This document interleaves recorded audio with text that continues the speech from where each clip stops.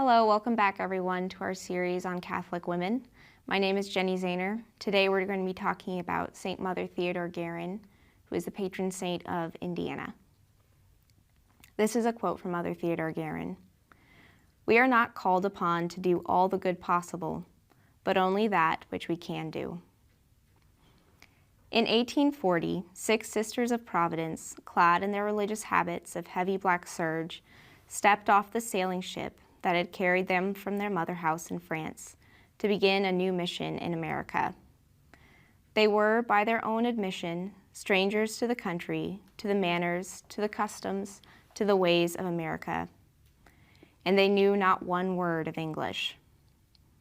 Nevertheless, they had been selected by their order to answer a call from the Bishop of Vincennes, Indiana. Sister St. Theodore, a 41-year-old nun, had been selected to lead this mission, to establish a novitiate and schools, and to otherwise assist in the work of building the local church.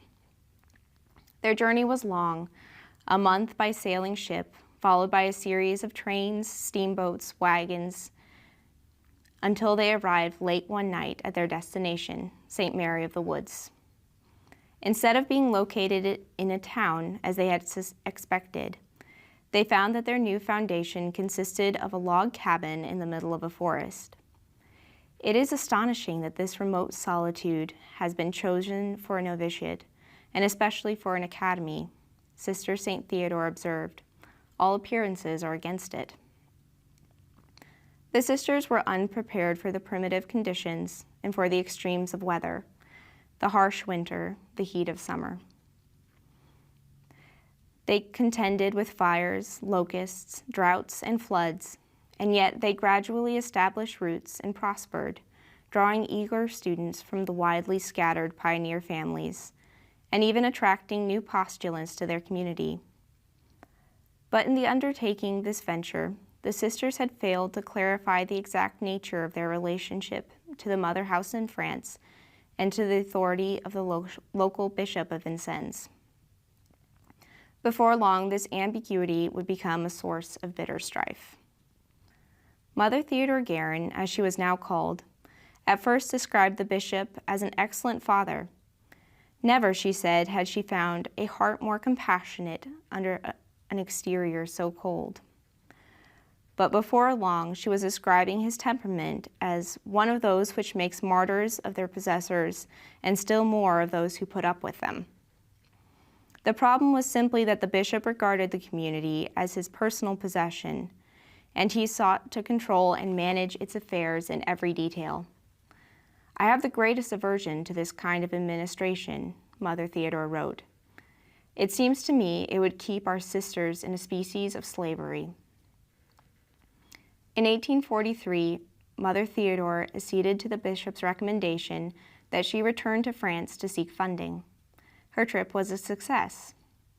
After meeting with Queen Marie Amélie, she received pledges of support from many wealthy Catholic families.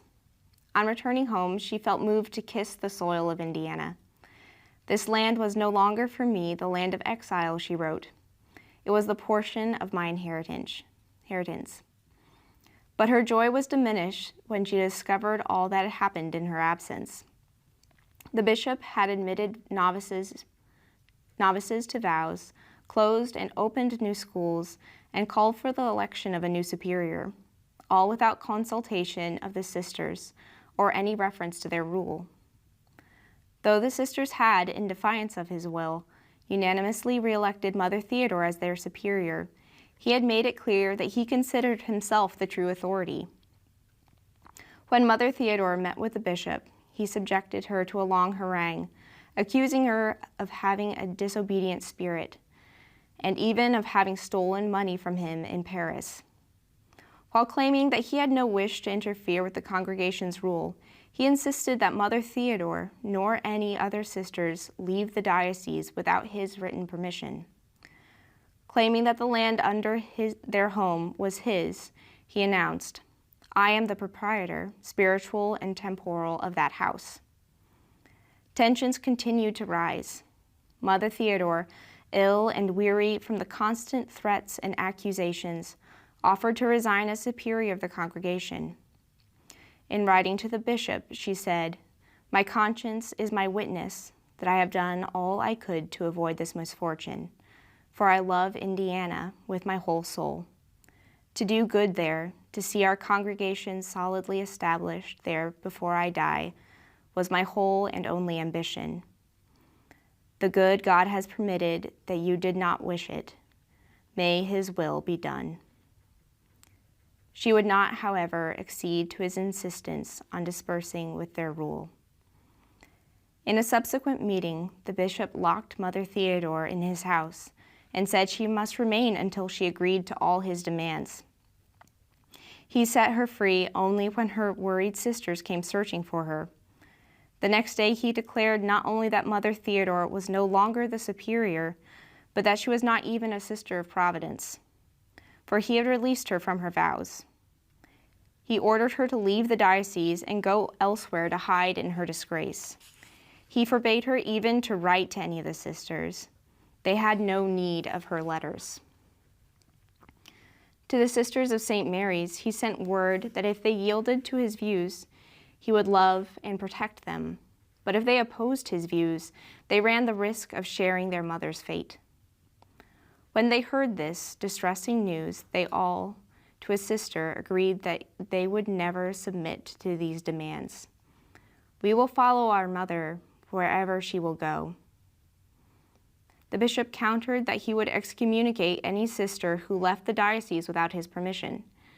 He would permit them to take nothing with them, and he might even have them pursued by the law. But the sisters would not retreat. "We will no longer have anything," they replied. "We will be considered by Monsignor as the reproach of the world, but we shall have done our duty." They began at once to pack their bags and to make preparations to join St. Mother Theodore Guerin, who had in the meantime fallen seriously ill. At this point, Providence intervened in a most unexpected way. Some time before, the bishop had sent a pro forma letter of resignation to the Pope. Suddenly, word arrived that his offer had been accepted. A new bishop had already been appointed. When the sisters received the news of their deliverance, they went immediately to the chapel to sing a hymn of thanksgiving in honor of the Blessed Virgin Mary. Unpacking their bags, they eagerly awaited the return of Mother Guerin, whose health had shown a sudden improvement. Upon her arrival, we all thanked our Lord together, and this good day ended with a benediction of the Blessed Sacrament. Under their new bishop and his successors, the sisters lived happily ever after. The congregation grew and prospered. Mother Theodore Guerin died on May 14, 1856, and she was beatified in 1998. Thank you for joining us.